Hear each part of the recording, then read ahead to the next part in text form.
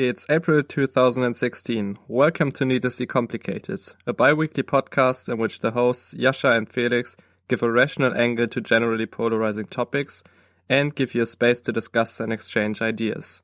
This week, do we even freedom of speech?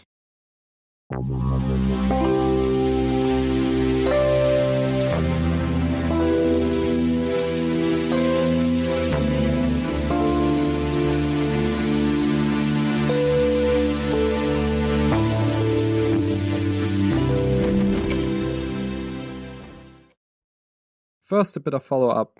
We had some complaints that there isn't a direct download link for each episode on our website. There is now. We switched to a different player, which allows you to download directly, and you can also skip forward 30 seconds or skip backward 30 seconds, which is always a nice feature with podcasts. Let us know what you think about that.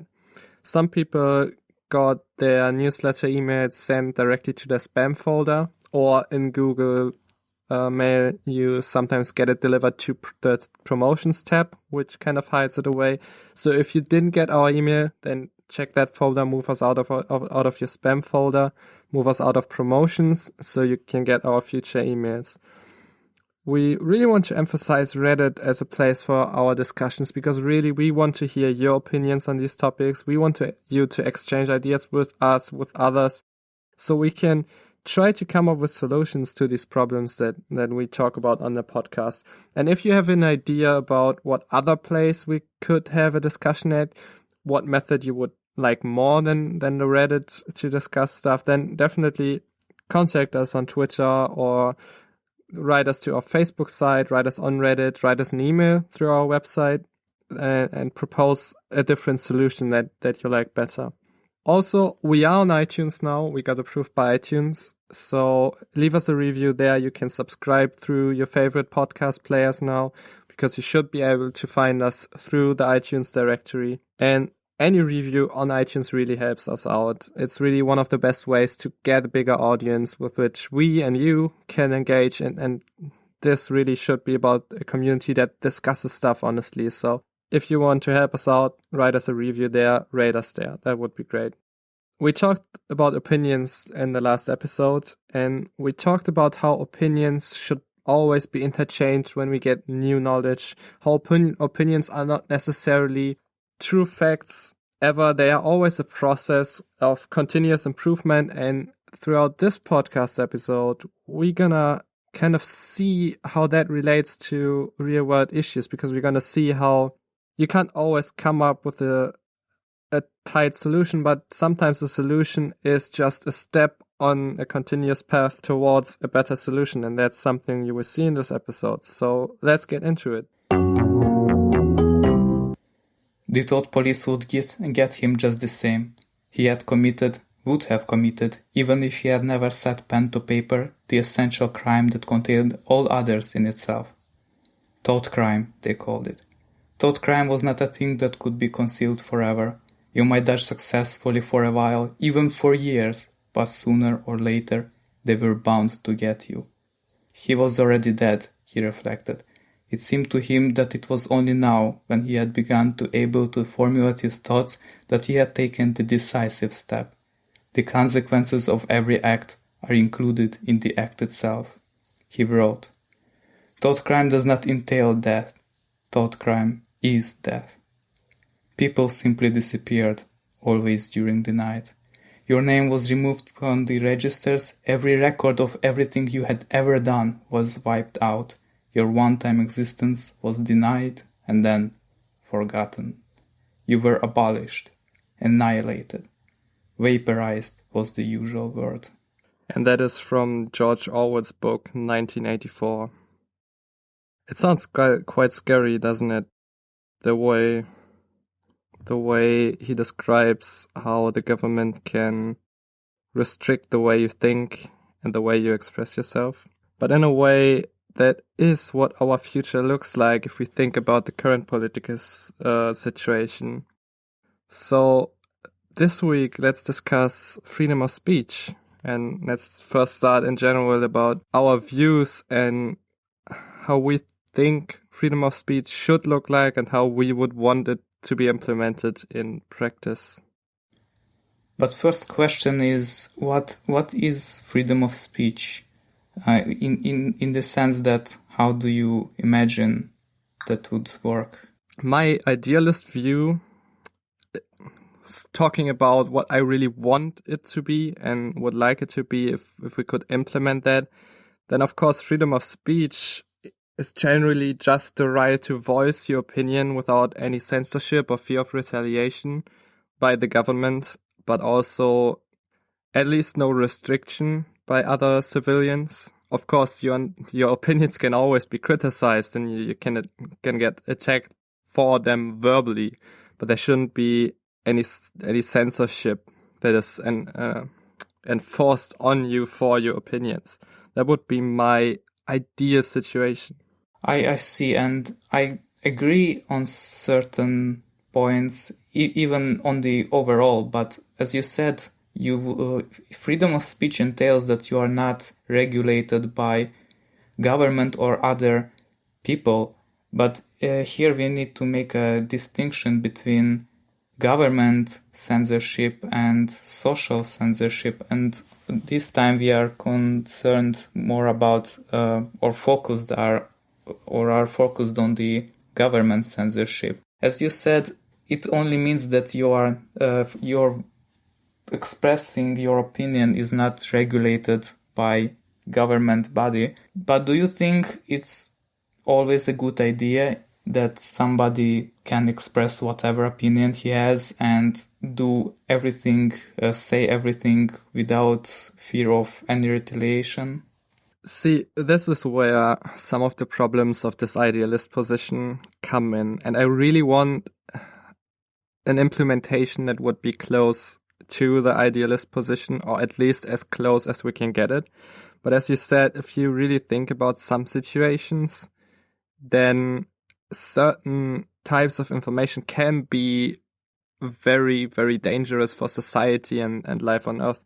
Just think about a scientist who developed a virus that can theoretically be made in your home kitchen that would destroy all life on Earth within a month. If you allow that scientist to just give the recipe for the virus on public television, then you got a problem on your hands. So for me, there's really this dichotomy between having a safe society and having freedom of speech, and I'm not quite sure how I would balance that. Yeah, I agree. It's a difficult task, and as you said, it's a dichotomy between safety and freedom.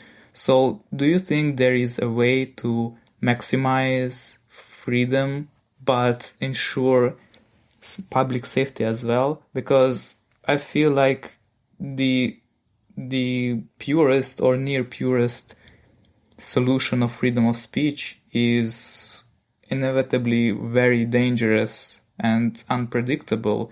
Even if we are not talking about the extreme example given by you, but only think about, let's say, people and mobs trying to defame some people, and you don't regulate that and let them do whatever they want. We have seen the consequences. People's lives can be destroyed, even though we are not sure that the mobs or people who are doing this were correct or right. So, in a sense, would it be correct to say what you are referring to in our modern society would be jihadist terrorists, for example? For example, that. Yeah, see, the problem that we get there, of course, is that these people are very, very dangerous for us. And they can, unfortunately, with our modern arsenal of weapons that are available to every citizen, more or less, depending on the country, they can create huge potential casualties throughout the civilian population with very little effort. The question that I think we have to ask at that point is, can we judge more on actions as opposed to just voicing opinions, or do we have to do we have to censor opinions in a sense? So if some jihadi terrorist, for example, voices his opinion that all white infidels should be killed and everybody should join ISIS, then yes, it would be very effective to just arrest him for that and put him away, and we would very likely get a huge number of the terrorists locked up. The question is, though, how many innocent people who just make a joke or who just make some offhanded comment, which of course would be very stupid and probably disrespectful, but just imagine someone who's drunk and he makes some comment on Facebook and all of a sudden we lock him up for that. How many of those cases do we get? And should we maybe balance it in a way where we don't directly censor this, but watch these people more closely, and as soon as they put something into action, for example, plan a big attack or buy illegal weapons or associate with a terrorist organization and get trained in Syria by ISIS, should we then go to action and arrest these people instead of just arresting them for their opinions and what they say? I can see why you would propose this solution, and it's almost right, I feel like, but there are certain situations you can imagine arising that would still not fit into the action category. For example, imagine people building up propaganda against an ethnic group, and even if they don't actually advocate any action before that, but just try to persuade the majority of population before putting anything into action, it may already be very late to arrest anybody, because you have to turn against the majority of your population at the point when the action takes place. Before that, you can't censor in this manner. Yeah, you certainly got a point there, and that's one of the not problems, but one of the drawbacks of our free democratic societies, that if you get the majority of people convinced of some outrageous position, then they have the majority in the votes and they can wreak havoc on your society.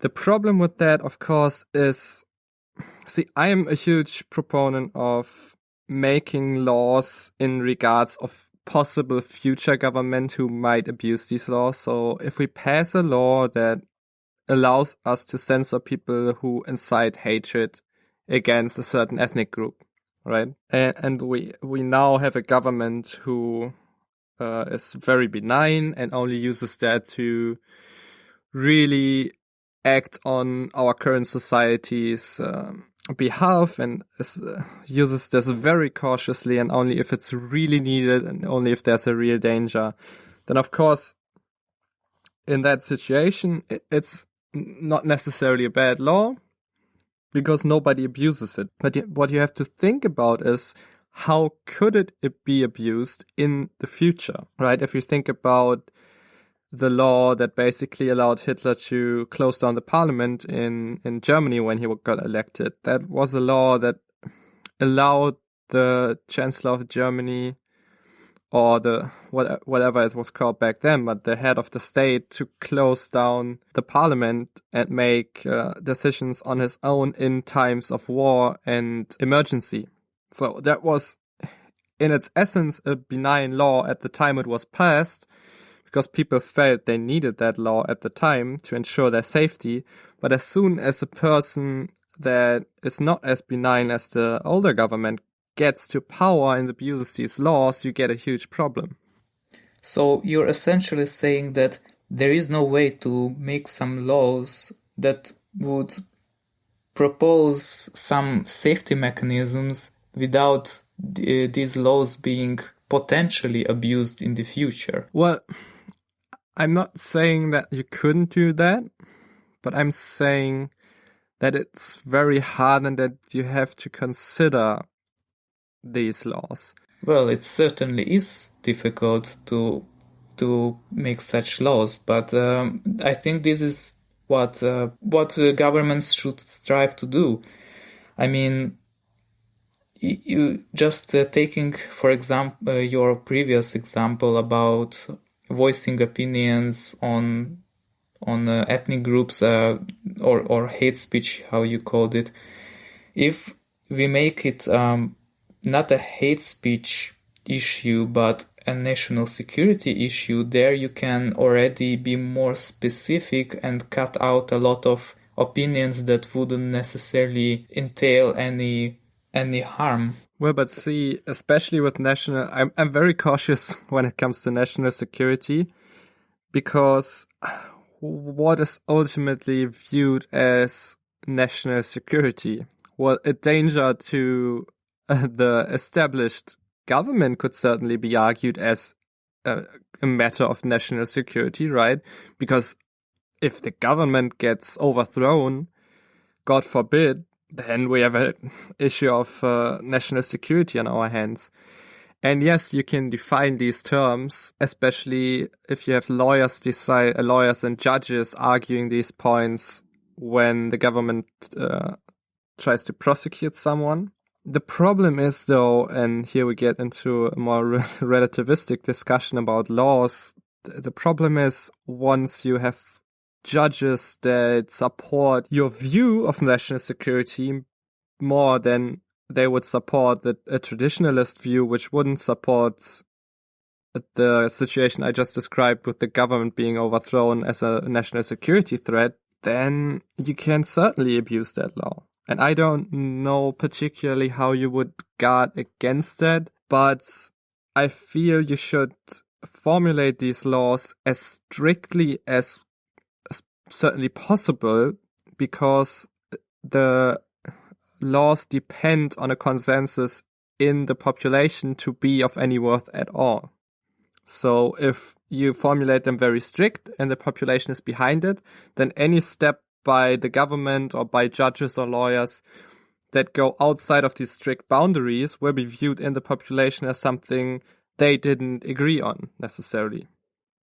Yeah, you're totally correct, and I think the problems we have right now all stem from the fact that these laws are not very specific.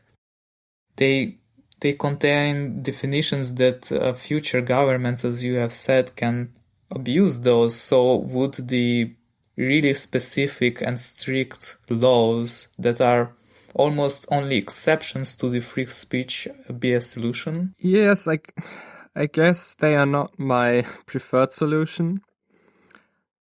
But thinking about our safety and how we protect the freedom. See, the thing with free societies and freedom is that freedom doesn't come for free, in a sense. A lot of the millennial generation thinks that freedom is somehow a right that just is given to us by nature. And that's because they never have felt any hardship or any danger to their freedoms. But freedom is really not a right. Freedom is a privilege that you have to protect, because as soon as an aggressor comes in who wants to take away that freedom, if we then allow that aggressor to have his freedom because he's in our society, then of course our freedom collapses. So you have to protect your freedom. And on that note, I think we need some kind of laws, and if we need those laws, they have to be as strict as possible. Right, and you have to consider, as you have pointed out, that there are different freedoms and freedoms of different people. If, for example, we think about first civilizations arising, those were the first civilizations where you could be to some extent free, because you were free from the barbarians that were raiding your towns, your cities. Instead, you built walls to protect people inside. But again, that freedom was paid by other freedom, and that was that you had to do some specific work that was given to you by government bodies. So essentially, you would call that freedom, that you wouldn't have to worry about the problems before that. You would call that safety, I guess. And this is why it's never, I feel like it's never going to be resolved, because people essentially have two very contradictory needs. On one hand, they want to be free, but if they are totally free, then it comes at the expense of safety, and it will be clashed with freedom of other people who will exercise their freedom to harm other people. So it's never going to be resolved. If one government is very authoritarian and ensures public safety, then people will strive to get their freedoms back. But when it collapses, the government shrinks and allows much more freedom, then it gets usually really unsafe, unless your society is culturally in the way that you don't have to experience any physical harm, right? Yeah, I think that's the point. The problem with our system, especially relating to law, is though that these laws don't have a best by date on them. If you pass a law, then it essentially goes into our law and stays there unless somebody specifically tries to abolish it, which usually is very hard. So maybe we ought to be thinking about laws that we have to review at a certain point, that have a review by date. So if we, for example, are under threat of jihadist terrorist attacks, then we might want to pass a law specifically relating to terrorism and terrorist attacks, but there should be a review by date in which the society is obligated to review that law and think about, okay, do we still need this? Should we tune this down? Should we tune this up a bit more? Instead of just passing a law and then it's inside of our understanding of our society and just stays there unless somebody goes through a lot of hardship to get rid of it. Well, I'm not sure that it would actually work, because you don't know necessarily the types of danger or problems that could arise in the future. So you only react in the future to the existing laws, and even then you don't know how the public would see this. I mean, is there even an ultimate solution to the freedom of speech? If we take, for example, the Sam Harris's approach to morals in from his book The Moral Landscape, then he says that there is an objective morality that you can achieve, or there is theoretically such solution that would be a peak, and you can't get it any better.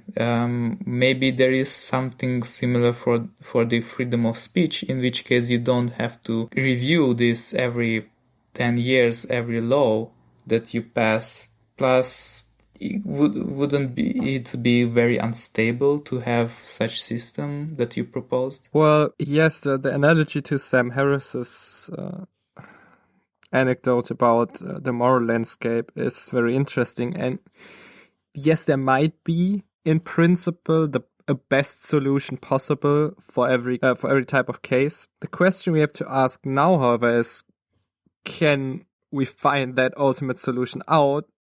And even if we can, in principle, what do we do in the meantime? Do we just stick with the system we got? Do we have to improve the system that we have?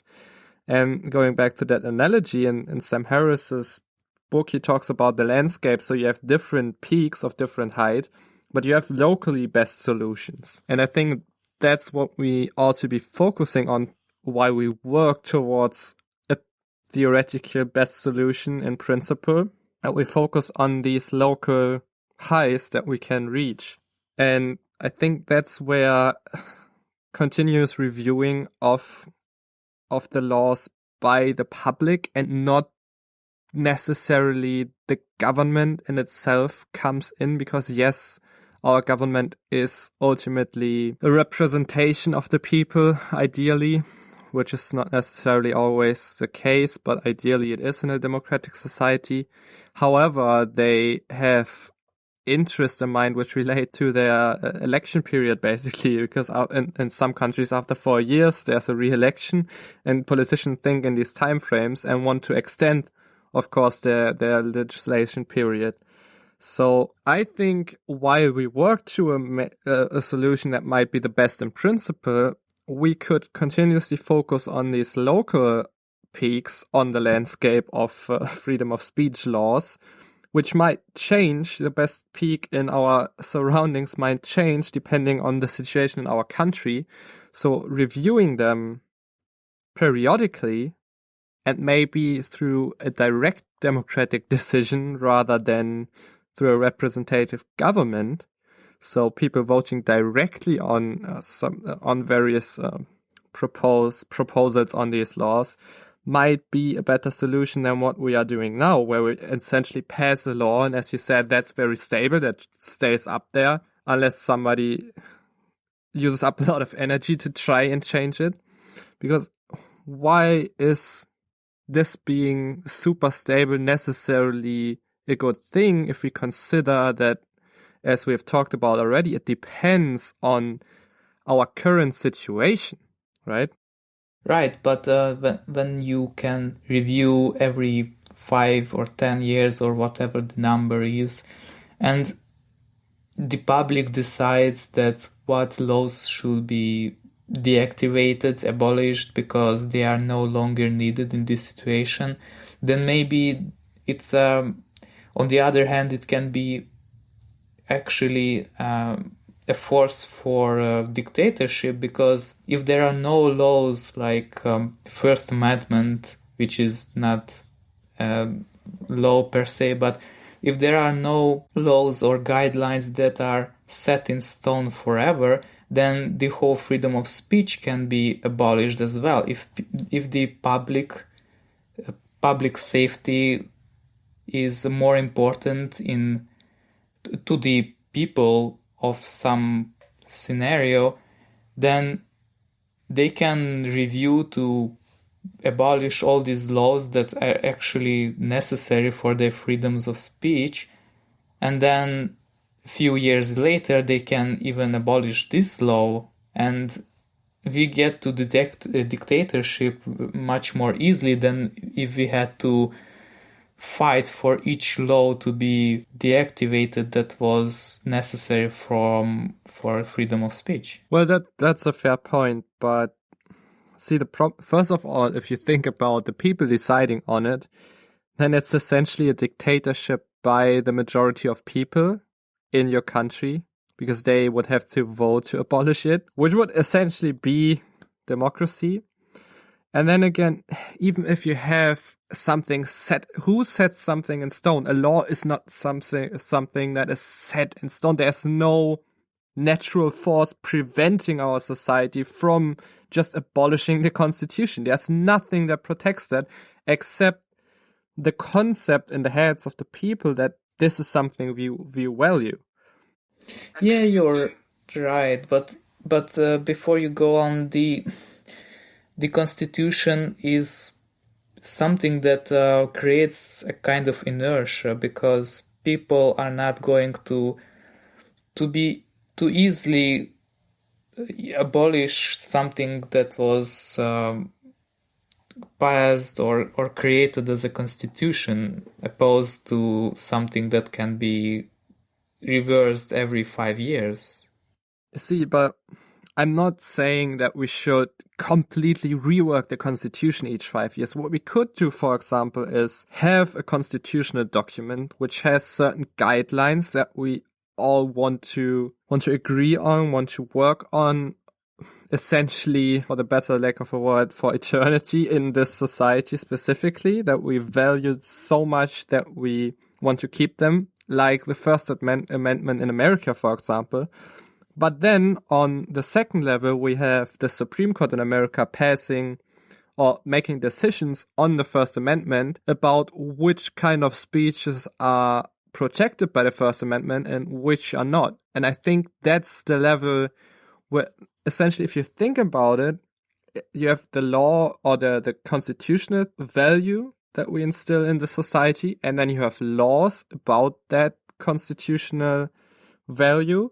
And these laws that decide which specific application or how specifically this value is applied in society, those laws have certain dials that you can turn up and down, and those might be specific definitions of, for example, hate speech or the definition of censorship. And those laws you can dial up and down, and that's maybe where we have to think about a review process that is kind of continuous.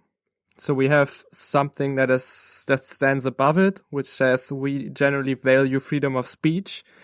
And then there's a level below that, which says, these types of things are protected by freedom of speech. And the definitions of these things, that could be the area where we try to find adjustments based on our current needs and try to get on these local peaks on the landscape of freedom of speech law. You may be very well right. I'm not sure that this is the solution, but I think it's a good start from where we are right now. I mean, our basic problems are with how freedom of speech implemented in our society today, right? Yes, I mean, we have these stable laws which are written in stone, kind of, and that we act on it. And sometimes we change them, but mostly we don't, and we just try to reinterpret them in ways. And that's where we get to more specific implementations of freedom of speech. And we don't want to get into specific countries necessarily at this point, but just as a general idea how legislation on freedom of speech generally looks like across a multitude of countries. We pulled up the Universal Declaration of Human Rights, Article 19 specifically, which says the following about free speech. These rights carry special duties and responsibilities and may therefore be subject to certain restrictions when necessary for respect of the rights of reputation of others or for the protection of national security or of public order or of public health or morals.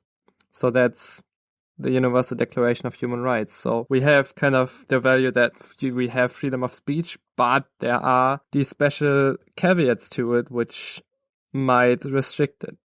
Yeah, and the problem is that if you look at the exceptions, the caveats, then it's a lot. I mean, you can use every point of the from the exceptions to restrict freedom of speech to de facto not having freedom of speech at all. These are very broad definitions. And for example, the protection of national security or of public order or of public health and morals. You can use these exceptions to achieve a lot of restrictions that were not necessarily thought of when this article was written. See, and that's really the problem with our current situation, right? We talked about it. We have these laws which are assumed to be stable for a long time, but you really can't. I mean, it was a good idea back then when we didn't know better, but nowadays we have more ability to see in the future, and we know how unpredictable situation can develop. So this notion of having these laws which essentially shouldn't change and have these set in stone things that are really hard to change, it really doesn't work anymore. So we need something more adaptive. Yeah, but when you look at for example, at national security or public health or morals, yeah, of course, you can say that we should have reviewed that a while back and said that, okay, this no longer applies. But that's not necessarily true. It's very broad definitions. in fact, there are no definitions. It's just some buzzwords, national security, and then you don't know what constitutes national security because there are no definitions for that. And if you just say that, okay, we don't need this law anymore, that's no good either, because we do need some restrictions to freedom of speech, as we have seen. It's just we need more specific definitions, more specific laws. Yes, yeah, you're certainly correct there. But even those specific laws, we should review continuously and make them more specific, less specific, change the thing we are talking about. But yeah, the stuff that's named here is so generic. And of course, each country has their own implementation of these things. But even the laws that are specific to countries, and we read through a bunch of them, yes, they might define national security in some way, but that way is still very interpretable. And I talked to someone, one of our listeners, who is more of the opinion that yes, these things have definitions, but these definitions are essentially kind of a consensus within the legal community, so that there is more or less an objective definition of these terms. But these objective definitions, are they really a good safeguard? Because they might very well easily change as the legal community develops, right? Because they are not part of the actual law. They are part of the understanding of the law in our current society. And if you then think about this law being active for essentially all societies to come afterwards, then yes, you have the definition, but that's dependent on the current society, which is... Maybe that's even a dial that we can use, but we ought to be more focused on that, and there ought to be real systems in place instead of just having a general understanding of a definition that is where the general understanding is something very, very, what's the word here? Very blurred out, something in the background that exists somehow, but is nothing official. You know what I mean? Yeah, I know what you mean, and I feel like you're correct about this point, but we might need to take a step back and think about why is that these definitions are, as you said, defined by the legal community and not in the laws themselves. Maybe that's because the world changes and we couldn't rely on the laws, but if we implement what you said, the reviewing of the laws, there might be a problem that the general public has no and wouldn't have any idea about very specific laws, how they are put in practice, and it's a lot of legal. That's something that law people would say that you need to study law for that to understand all of these specifics, and that's why they are not already written in the laws, because you would have need enormous knowledge about all these laws and how they interact with each other and what specific cases are there.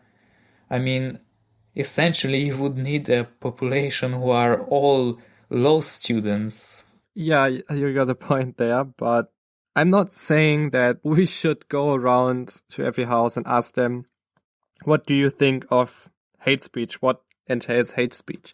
Yes, there are legal problems relating to all of these laws and their interpretation. The problem is that the people who decide about it are not necessarily chosen democratically, like directly in the democratic way. We don't have the population doesn't have an immediate grip on the people who make these decisions on the definitions. And yes, we need trained people to make these decisions, but we also need a system in which the public can more directly decide and more readily decides who they trust with these definitions. And that's where I feel we should kind of attack the whole thing. Yeah, you're right. And I think that especially readily is an important term in our modern societies because we have legislation periods for politicians that are very long, and these politicians then decide on who, for example, gets, or then a ministry for inner relations or whatever decides on who gets to be a judge in a certain jurisdiction, and then that judge is in place for 10, 15 years, and he gets to decide on his interpretation of hate speech. Of course, he is guided by some kind of consensus within the legal community, but these people are twice or thrice removed from the democratic process, and you, as a citizen, you don't have an immediate grip on who makes these decisions. So maybe, I mean, we got generally constitutional courts in most societies, like the Supreme Court, for example, but even they have a permanent right until they die, and they are put in place by a president which you elected 4 years ago, and Congress has to confirm them. But even those congressmen are an election that is removed from the immediate situation. So we need some direct grip on these decision makers, so we get a more democratic view of these definitions, I feel. Yeah, I can see what you're saying. You're probably right about this. So, what laws or categories do you have problem with right now? I mean, we have taken a look at the Universal Declaration of Human Rights, but this is very broad, and we can't really grasp that. So, in the current systems, what is implemented that you feel like it's really not how it should be? Well, let's start with the first one that's most insulting to my intelligence, which is laws about insults. There are in many countries laws that allow for prosecution of people who insult other people.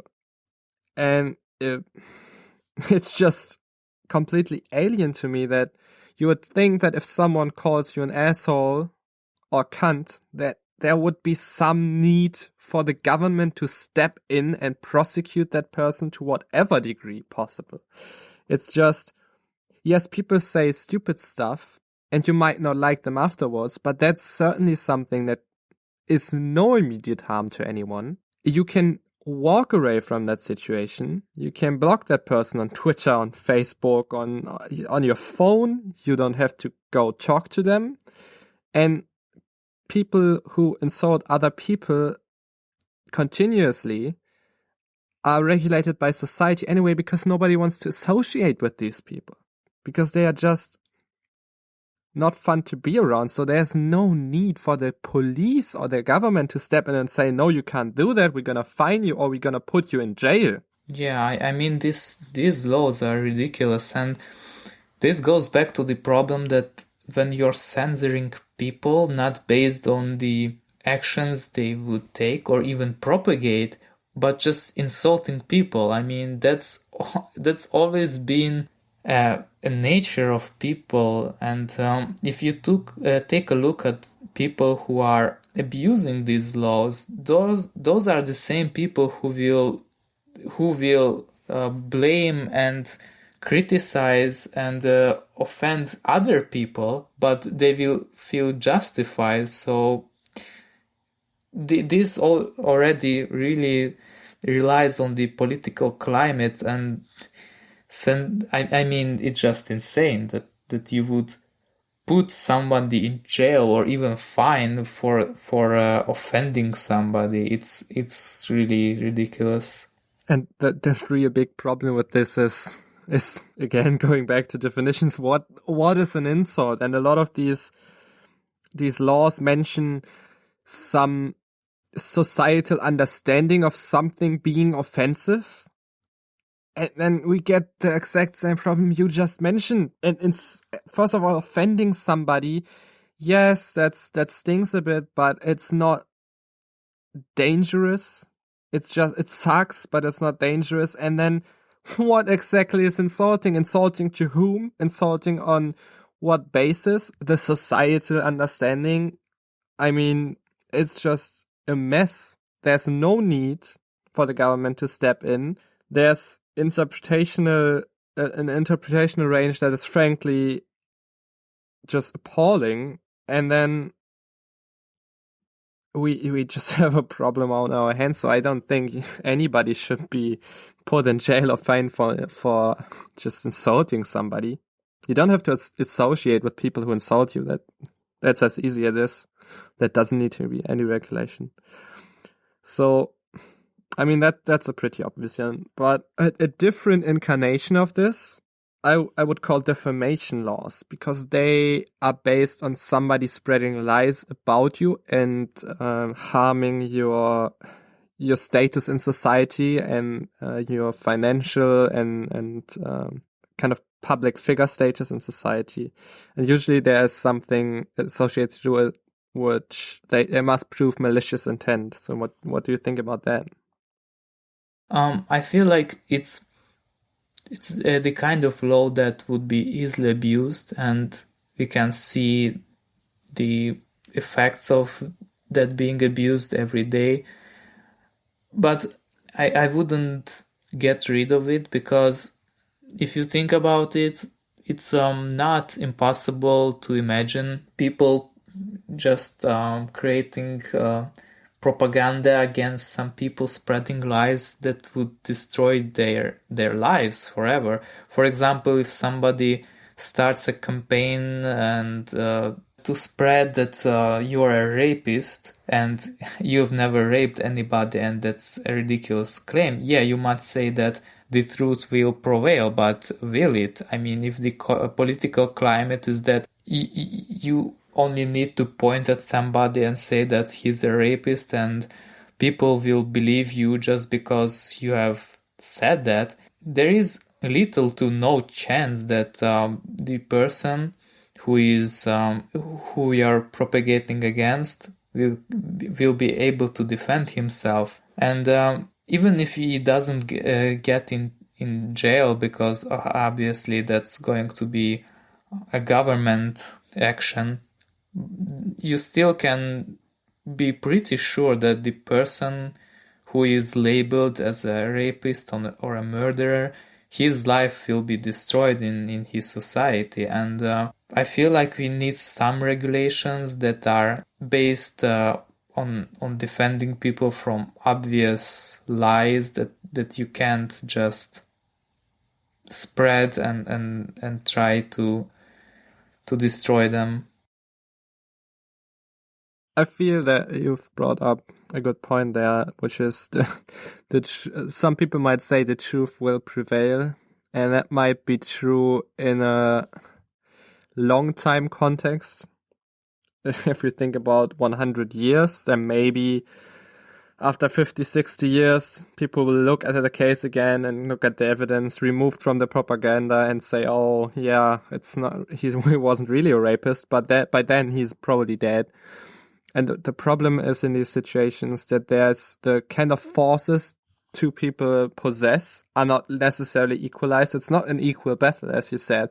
There might be a big newspaper who tries to just defame some small farmer who's living in a town, and the government wants his spot of land to build a railway there, and then they go to a newspaper, pay them, and the newspaper has a lot of power, a lot of money to call him a racist, a bigot, or whatever, to get him to move out there. And yes, he can fight that, and yes, the truth has some value, but he just doesn't have the resources to fight that battle, because it's such an unequal battle. So we need some kind of equalizing force there. But this is one of the laws where I would say that we really have to be very careful when applying it. We really need a special kind of lens that is very critical in applying this in order to prevent abuse.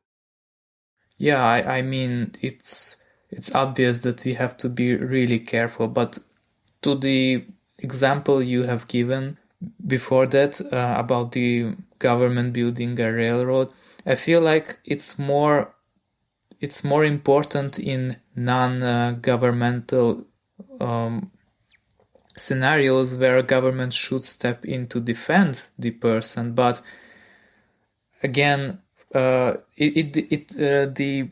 truth will not necessarily prevail if the social status of these people is very different. For example, if some celebrity spreads a lie about a person he has personal issues with, and obviously the people will be on the side of the celebrity because he's a celebrity. So he can abuse the social status to get what he wants, and the government wouldn't be able to step in. So yeah, you're correct. We have to be really careful with this law, but I feel like it's very important, and if we would get rid of it, I feel like it would do more harm than good.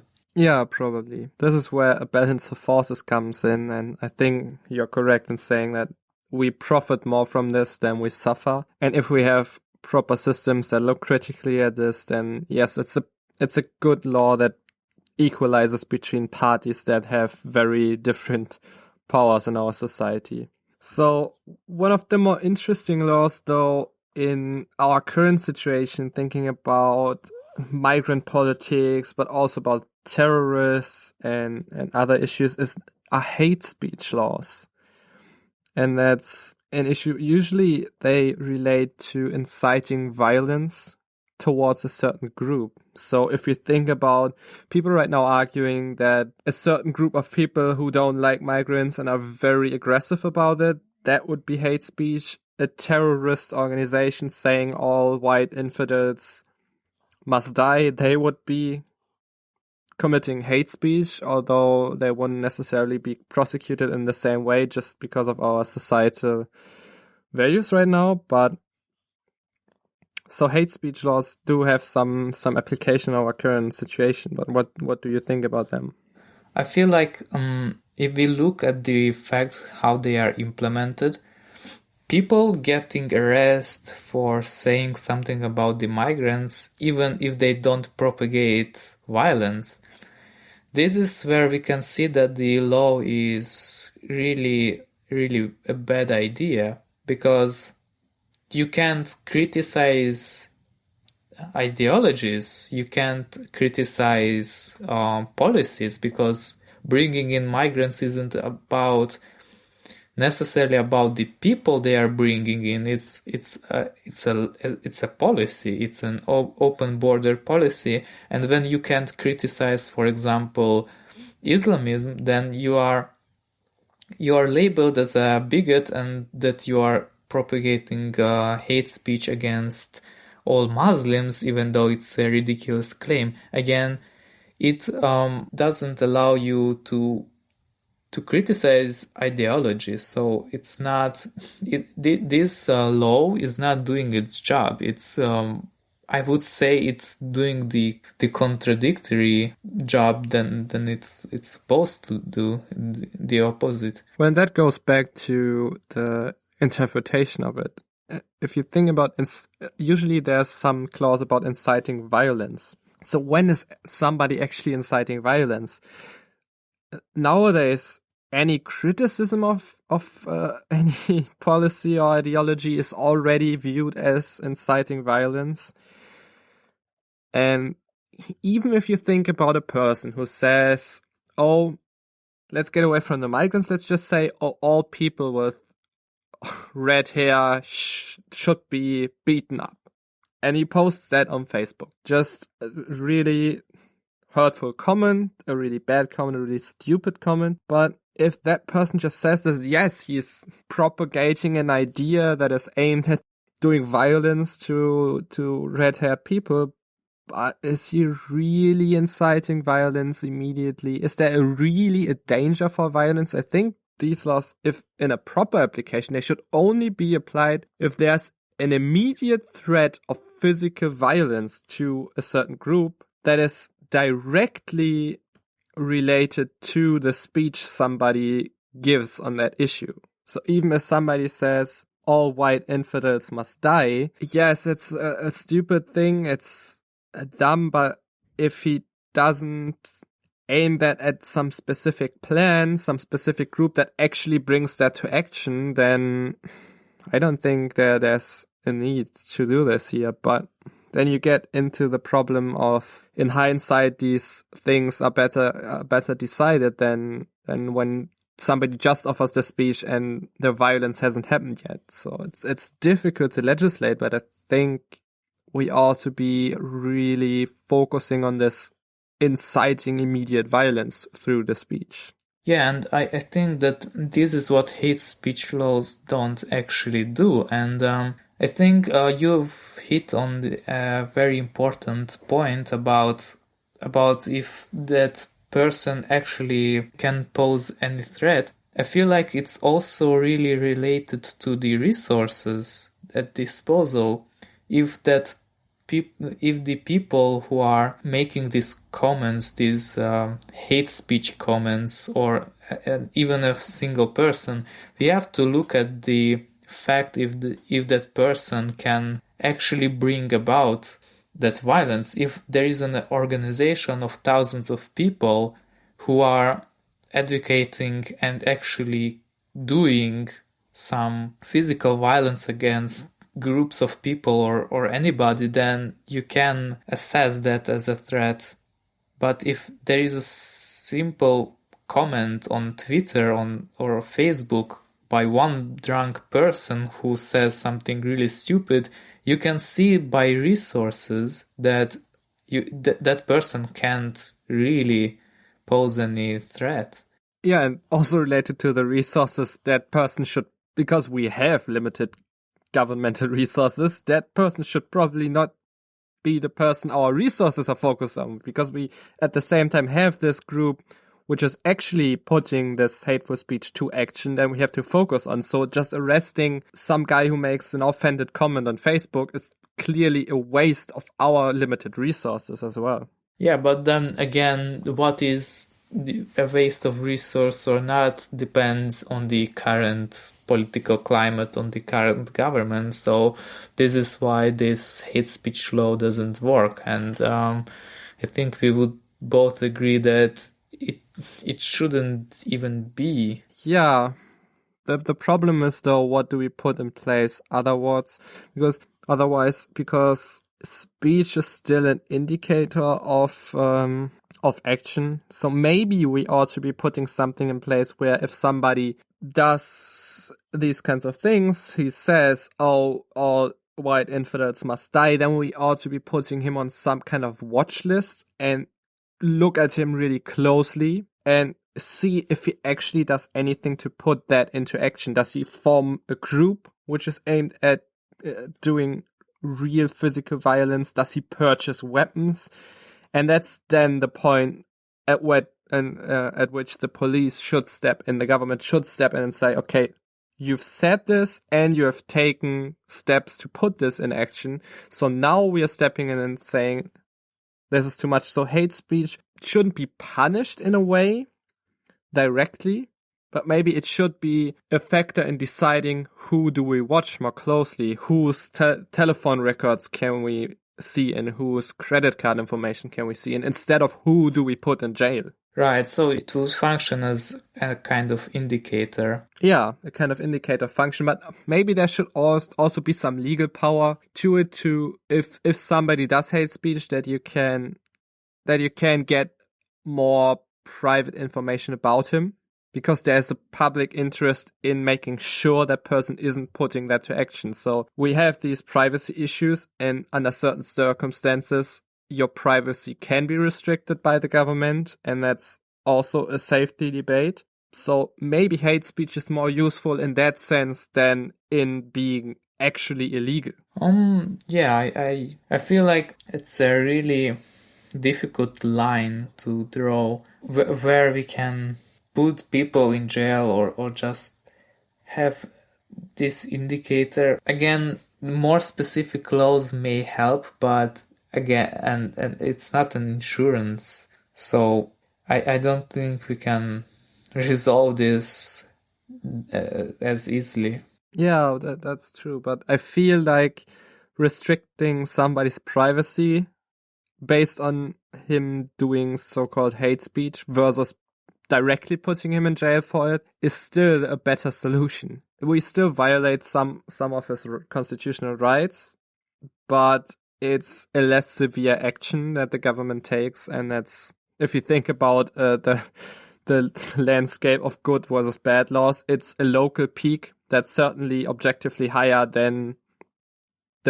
well, not even peak, but the valley in which directly putting him in jail sits. It's a better solution. It's not the best solution, but it would be an improvement, in my opinion, from the current situation. But then again, if the consequences are not as great as putting people in jail, maybe it would result in government exercising this power more often to silence more people, because the outrage would be smaller compared to when they put somebody in jail for saying something. Well, but first of all, just by using just by looking at their credit card information or whatever, they can't really silence somebody. For that, they would then have to step in and defame that person based on the private information they obtained. So then we would have another law that would regulate that. But you're right, there is a real chance of the government applying that power more readily, and that's where we might want to make that law about using hate speech as an indicator for privacy concerns, where we want to make that law really strict. Yeah, I feel that there is an obvious progress we can make in this issue, and right now it's implemented really badly, but there is some related law that we haven't mentioned yet because it's not as known in the Western societies as it is in other countries, and that's blasphemy laws. What do you think? Are they really a threat in modern society? Is it implemented at all? Blasphemy laws are usually aimed at protecting a certain religious group from criticism, and if we look at very literal implementation of blasphemy laws, then of course we're immediately in the Middle East. But hate speech and blasphemy laws kind of intermingle in our Western societies, whereas a lot of times hate speech laws often mention religious groups specifically. For example, in Germany, the hate speech law contains a section where it says inciting hatred against, and I'm paraphrasing here, but inciting hatred against a religious group that is a threat, which results in a threat to public safety. So there is some sense of specifically protecting a religious group, and in that specific law, it's madness anyway, because you, in a sense, reward religious groups that counteract criticism with violence, because only then the criticism is a threat to public safety. But we have this special feeling about ideologies which can't be touched even in Western societies. Not as directly anymore as in the Middle East, for example, but we have these laws. And I feel criticizing any ideology, that should be completely without limits. There is nothing I can say about Christianity except directly taking action to combat it, but there's nothing I can say about the ideology which actually is a threat to people in that ideology. Definitely. And the problem with these laws is that the more hateful and violent the religion is, the more protection they get, because as you have said, that it's put in action only when the criticism results in violence, but that would happen only when you are criticizing a really violent, hateful ideology. If you are criticizing some really benign form of Buddhism, then you can do that, and that won't result in any threat to society, so you're not silenced. But when you are criticizing jihadism, then all of a sudden that can result in violence, so you can't do that. That's really backwards, and that's really, really harmful to freedom of speech and to protection of our public safety. Yes, and we both called it obvious that criticizing ideology is not a threat, so maybe we should give an example of that. If you think about, let's not talk about Muslims, let's talk about Buddhists, right? There are two different statements you can make. You can say Buddha was a psychopathic maniac and nobody should believe in him, or you could say Buddhists are all stupid and they should be eradicated. So one is a statement about the ideology, criticizing people's belief in an ideology which is based on, and of course those statements are made up, they're not my actual opinion, but one is criticizing the ideology and the religious figurehead, Buddha, and one is directly going after Buddhists, and inciting violence against Buddhists instead of the ideology. So one would clearly fall under these hate speech protection laws, which might or might not be implemented in different ways. And one is just simply a criticism of how backwards an ideology is. There's nothing in it which directly targets Buddhists. It just says, look, your ideology is bad and you shouldn't believe in it. Nothing more. And you can't say anything more about an ideology, because as soon as you say everyone who believes in that ideology should be you are not talking about the ideology anymore, you are talking about the group of people. Yeah, and I think we both agree that this is where the line should be drawn, that if you're criticizing an ideology, a religion, then you should be free to do that no matter what, because you can't be bigoted against an idea. You can't be inciting violence against an idea. You can only incite violence against a group of people who follow that religion or ideology. So this is where the line should be drawn. I feel like this is a more obvious distinction than a lot of previous laws we talked about. And this is not implemented correctly either in modern society, even though this should be kind of obvious. Yeah, unfortunately, it's not implemented, and partly I think it has to do with the special place in our society religions still have. There is a kind of dubious specialty around religion. There's still the special group. If you're religious, you are still somewhat seen as a person that should be respected because you are religious. There's still a special place in people's mind for religious ideologies. And that's directly where these blasphemy laws, or at least a version of blasphemy law that is incorporated in hate speech laws in Western societies, comes from. And I think it's backwards. And yes, we should make this distinction between ideology and people, and talking about ideology versus people. It's not harming any Muslim if I say we shouldn't implement Sharia law. That's not inciting hatred or being bigoted against Muslim people. It's just I don't want your ideology to reign my life. It has nothing to do with you as a person. It just has to do with your beliefs, and that's a different step. So we talked a lot about how we view the situation in general, how we view specific implementations of that law relating to freedom of speech, but because it's such a pressing issue in our society right now, let's talk a bit about the abuse we saw in the last couple of months by Western governments. Yeah, there was some funny or not so funny, more like scary examples. Not so long ago, a few weeks ago, there was a post made by Glaswegian and Canadian police that says that think before you send. Can you describe how this post looks like? In the background, you see a bit blurred out a person with a smartphone typing on the smartphone, and then we have the word think, and each letter is separated by a full stop, and then a B and a 4, and then you send, because police obviously wants to be hip. But think in the sense, because they have the 4 stops, is an acronym, and the T stands for is it true, then the H stands for is it hurtful, the I stands for is it illegal, N stands for is it necessary, and K stands for is it kind. And then it says, if this doesn't apply, we may be visiting you.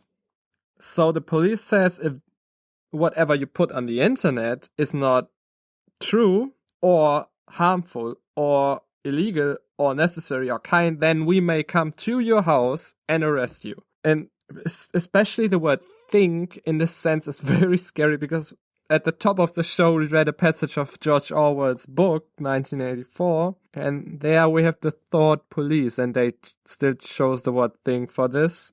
And of course, if something is actually illegal, yeah, I guess the police can come. But necessary? Which percentage of Facebook posts and tweets are necessary exactly? And where in the law does it say that I have to be kind to anyone? Do I have to be kind to a person that spits insults at me? Why would the police step in there? And I think that's clearly an overstepping of the boundaries that we try to set in the law, and it's clearly something where you see they are over-interpreting these laws, which we discussed earlier, and it's really very scary.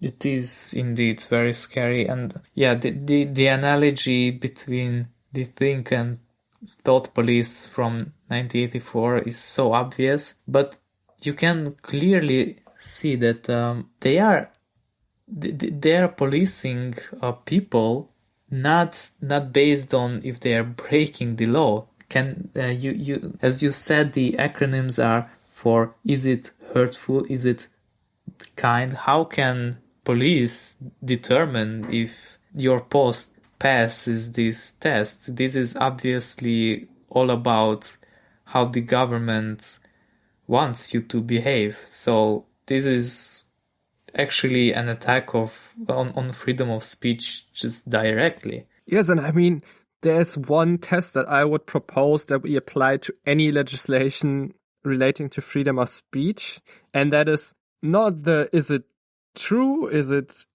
necessary, is it kind, but is it a matter of safety? And no, whether it's hurtful, necessary, or kind, those are all not issues of safety. There's no threat of physical violence happening here if something is hurtful, necessary, or kind. That I can write something completely unnecessary, a bit hurtful, and very unkind about your mother on the internet. Why should police come to my house and prosecute me for that? And of course they wouldn't. That's the second thing. They would only come if I did that to certain groups of people, of course. But it has nothing to do with the security of our society. It just has to do with people's feelings. And if you think a tweet or Facebook post is unkind or hurtful to you personally, then switch your computer off, block that person on Facebook, log out of Twitter, or do whatever the tools society gives you to deal with these problems, but don't call the police. The police should have nothing to do with this. And necessary is so, the word necessary can be abused in whatever ways. Kind can be abused in whatever ways. They could label anything as unkind. Definitely. If we look at other examples, we can clearly see the pattern of what is policed and what is not policed. For example, let's take a look at Geert Wilders' trial, and who was he, and why is he under legal actions? Well, first of all, I guess, who is he? I hope he still is, and nobody has assassinated him yet, because he definitely gets these threats. But he's a right-wing politician in the Netherlands who has a stance on immigration, which is anti-immigration. He is more of a nationalist. He wants to protect the rights of Dutch people. He wants to put the right or the concerns of Dutch people before the concerns of immigrants who want to come in the country. And he clearly is of the stance right now that they shouldn't import or shouldn't let any more Muslims immigrate because the country can't deal with it. It's too much. The country is changing into a Muslim majority. He doesn't like that. He wants essentially fewer immigrants. And the issue he was being prosecuted for right now is related to a rally in March 2014 when he was at the rally and the crowd was asked if they would want more or less Moroccan immigrants, and the crowd started chanting fewer, fewer, fewer. And then Gerd Wilders smiled and said, we'll take care of that. So what he essentially asked the crowd is, do we want to let more people in our country? Do we want to invite more people? Do we want to give them the privilege of becoming Dutch people? Do we want more? Can we afford more? They said no. And he said, okay, I'm gonna try to get that policy done for you. There's nothing relating to violence here. It's just a political position. How many immigrants should we let in? Fewer. Okay, we'll take care of that. But because of that, he's now being prosecuted and could be in jail for as long as a year just because this somehow falls under hate speech laws. And apparently he also referred to Moroccans as scum in some television broadcasts. So he insulted them as well. So that might add to that. And that's somehow so dangerous to society that he wants to change immigration politics that there seems to be a need for the Dutch government to step in. It's really scary, and frankly, it's ridiculous. I mean, he doesn't, as you said, he didn't say anything that would incite violence, and he can go for a year in jail. But this isn't my biggest problem with this. The problem is that it only happens when you are criticizing certain groups of people. If he was criticizing other groups of people, he said himself that he would win a Nobel Prize for that if he was referring to some other groups. So it's a shame that this is how the legal system is used. And in his opening statement, when he was in trial, he was defending the freedom of speech, and I definitely recommend everybody to listen and read what he was saying, because it is something that we really relate to. And something that you might want to mention as well is that he, because of his anti-immigration politics, about his Islam-critical politics, he has lived under 24-hour protection since 2004, when his friend Theo van Gogh was murdered by Islamist extremists for making a movie criticizing Islam. So he has lived under 24-hour protection just for criticizing an ideology, and he is the one who is being prosecuted for promoting a policy on immigration. So it's completely nonsensical. But as you said, he made an amazing opening statement in court. So there's going to be a link down below. Definitely check that out, especially if you speak Dutch. He's an amazing speaker.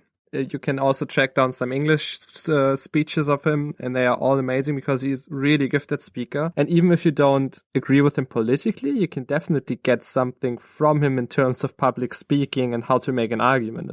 It's really rather fascinating. Just to summarize this issue, we can see that governments now in modern societies are stepping into to censor free speech, just to match their what political climate demands of them. We have to talk about these issues because otherwise they don't go away just because we censor those. Yeah, definitely. And what is apparent here is that our laws currently and how we implement these freedom of speech laws, they are not sufficient to protect citizens' freedom of speech, and they can be abused. They are being abused, and it's only going to get worse from here on. So we need to think hard and clearly about solutions of implementing this, which can't be abused as obvious as it's happening now. And there might be a principal solution. There might be a few local peaks on a solution landscape that we might be able to reach, but we have to at least try to find a better solution. We proposed some solutions today, and they might not necessarily be the best solutions. Maybe somebody can bring up some criticism about them, which shows that they are worse than what we currently have. But clearly what we currently have is insufficient, and we have to talk about that. What we didn't talk about today was social censorship. We alluded to social censorship a bit, but we really focused on government censorship. But relating to all of these issues, especially immigration politics, but also feminism, third wave feminism, not the good kind of feminism, but these issues also bring about social censorship, where it isn't the state that is trying to silence people, it's people trying to silence other people by using certain strategies. And that's something we're gonna try to discuss in the next episode and try to shine some light on and talk about that a bit more. Thank you for listening to today's episodes. If you want to discuss anything in the episode, give us feedback or connect with us, then go ahead to our subreddit at /r/needlessly-complicated, create an account or use your existing account, get involved in the discussion, exchange ideas about freedom of speech with other people, give us feedback, or you can reach us at Twitter at reasonfelix for Felix or at Yasha for Yasha. We appreciate any feedback and any discussion we get. If you really want to make a difference in how this podcast grows, how we get a bigger audience with which you can engage, with which you can exchange ideas, then please write us a review on iTunes, or at least give us a rating on iTunes. That really helps out. Or share it with your friends. You can share it on social media, or just talk to them in person and tell them that you like this podcast, that it might be something they get value out of, and just connect to people. Thank you so much for your support, and see you in the next episode.